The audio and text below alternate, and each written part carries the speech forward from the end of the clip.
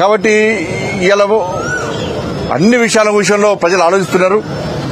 కాబట్టి ప్రభుత్వం 6 గ్యారెంటీల మీద దృష్టి పెట్టండి. మీరా ఎట్లా ఎవరిని అరెస్ట్ చేయరు. దానిలో నమ్మకం ఏంది? మీ మీద కాంగ్రెస్ పార్టీ నమ్మకం ఎప్పుడో వీకింది. ఎందుకంటే ఫోన్ ట్యాపింగ్ కేసు అన్నారు, అటే వీకింది. విద్యుత్ కొనుగోళ్ల కేసు అన్నారు, అటే పోయింది. కాళేశ్వరం అన్నారు, నిన్న నోటీస్ ఇచ్చారు, ఏం చేస్తారో తెలియదు.